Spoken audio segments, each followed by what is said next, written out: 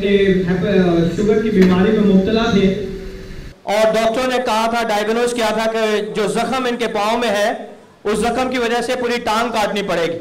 और उन्होंने बड़े ईमान के साथ बुध को जब खुदावन के खादम से दुआ कराई तो खुदावन यस्सु ने यह मुमकिन किया, क्योंकि खुदावन यस्सु ही मौजज़ात करता है, वही दुआओं का जवाब देता है और सब उसके जलाल के लिए है।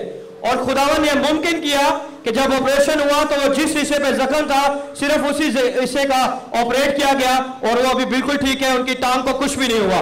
ये सब खुदावन के जलाल के लिए। हालेलुया।